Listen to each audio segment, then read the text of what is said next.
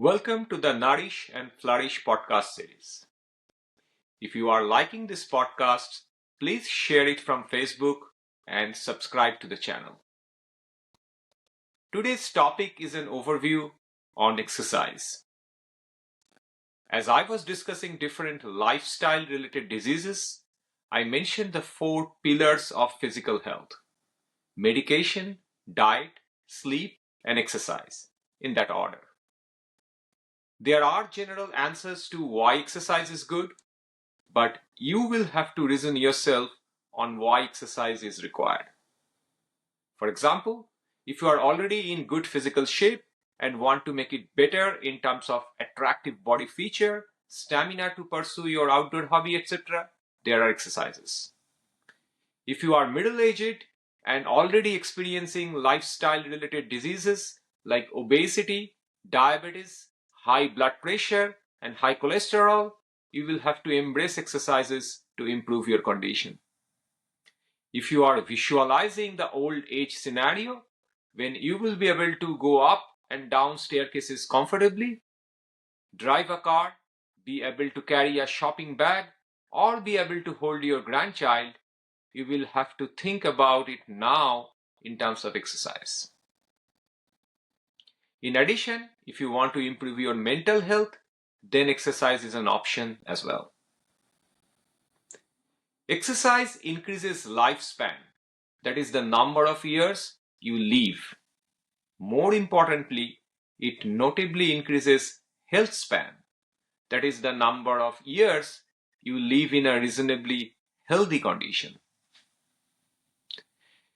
Exercise, like diet, can have so many jargons and types, but it can be broadly classified into 4 categories: aerobic, resistance, stability, and flexibility. Aerobic training.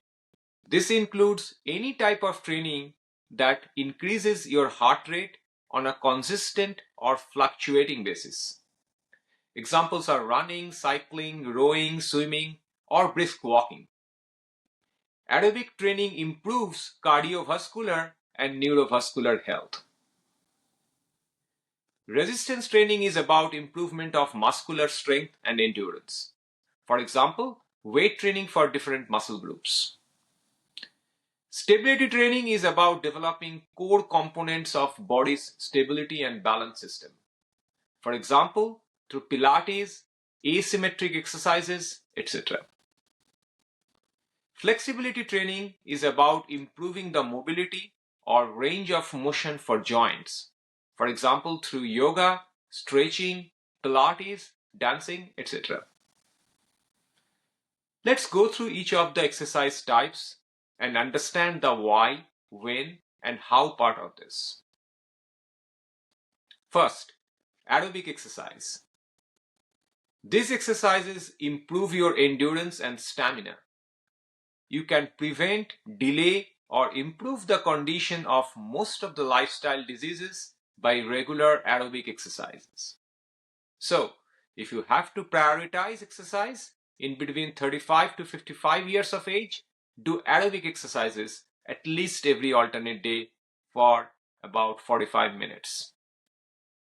VO2 max, or the volume of oxygen your body absorbs during exercise, is one of the measures of aerobic fitness and is one of the strong predictors of longevity. Next, resistance training. You can do these exercises at gym or at home using weight machines, free weights and bands, or even using own body weight. Human body peaks muscle mass around 25 to 35 years of age and then decreases by about 8 to 10% per decade, what is called sarcopenia. This means by 70 to 75 years of age, you will have only about half of your muscle mass if you do not exercise. Lower muscle mass and stability means you are more susceptible to fall and injury, and it is difficult to recover from that trauma at an old age. Even bone density decreases over age, and it is called osteopenia.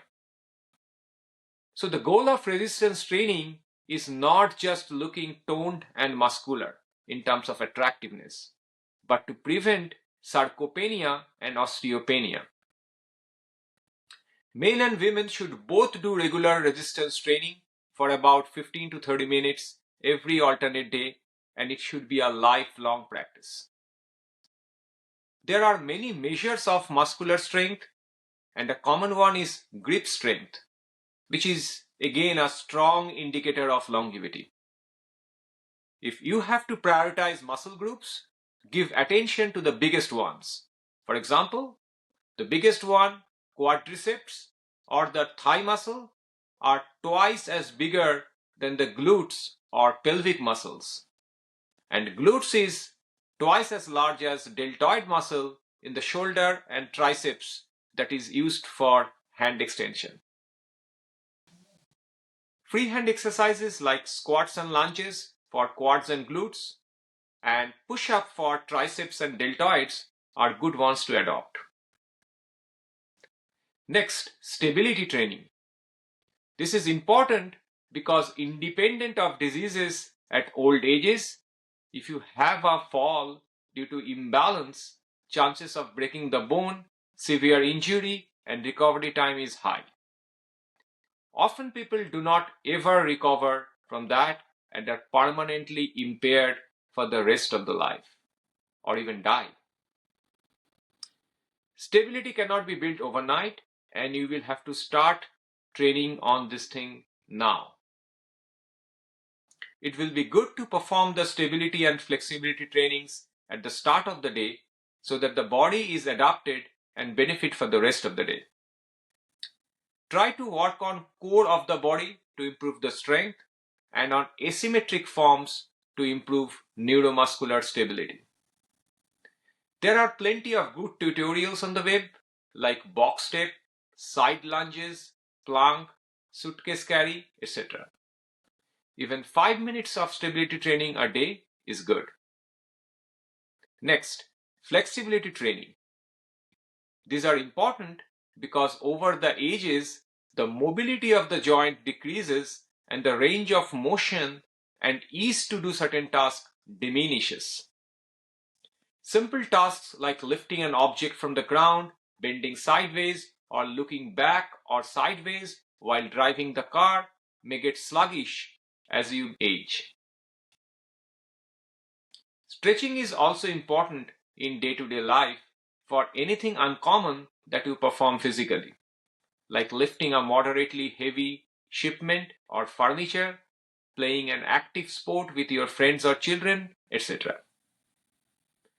While it is best to attend few sessions of yoga and stretch classes to get an idea on different joints and exercises, there are plenty of good tutorials on the web as well. Like stability, just 5 minutes of flexibility training on different joints can be beneficial. For people who do not exercise, recommendation is to start regular brisk walks, simple stretches, some squats and assisted push-ups. Then one can graduate to some jogging, cycling, more guided stretches, and more set and repetitions of squats, push-ups, dead hangs, etc. Once you have the momentum, you will already be feeling good. Try different things. There are so many options available. How do we measure that we are good on the different components of exercises?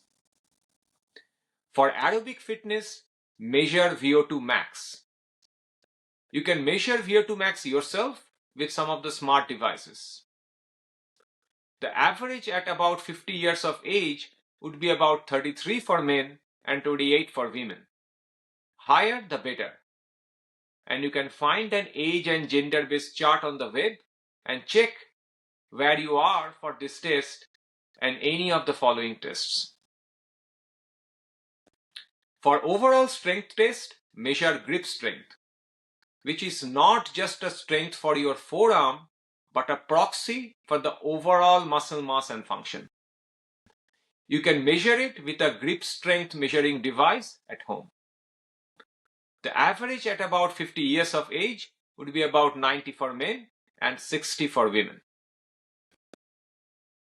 People beyond 50 years of age should also do bone density scans at least every few years to understand bone density as well as relative composition of the body in terms of lean muscle mass, visceral fat, and subcutaneous fat. For stability, you can use a Y-balance test or a single-legged stance test with eyes open or closed. Check videos on the web. Flexibility. There are many components of flexibility like hip, back, ankle, wrist, etc. One of the common tests for back and hamstring flexibility is YMCA sit and reach test, which you can do at home. While we highlight the importance of exercises, it is also important to mention the risk for exercises. This includes muscle pain and sprain due to incorrect posture, heavy lifting, fainting that leads to fall or accidents, and many more. So ensure the 4 guidelines. No warm up and stretch before and after exercise means no exercise. No shortcut. Attempt to gradually elevate your level and do not attempt a personal best unless you are ready. Take proper rest and nutrition to let your body recover. Seek medical help for any unusual or uncomfortable feeling, even if you feel you have recovered from that. So let's summarize our discussion. Exercise is one of the pillars of healthy lifestyle and longevity. But you must reason yourself on why you should be exercising. It is never too late to start exercising. Exercise is a cumulative reward over the lifetime. Understands the 4 forms of exercises: aerobic, resistance training, stability, and flexibility. Understand and test your levels of fitness and body composition. As necessary, acquire some testing gadgets along with your exercise equipment. Understand the 4 guidelines to avoid injury and risk during exercises. Number 1, warm up. Number 2, no shortcuts. Number 3, rest and nutrition. And number 4, medical help with anything unusual. This concludes today's session on exercises. We will have more podcasts like this to educate ourselves, nourish, and flourish. A quick disclaimer for medical legal reasons: any of my notes, comments, suggestions should not be considered as a medical advice or consultation in any form. If you like this podcast, would appreciate you subscribe to the channel and share.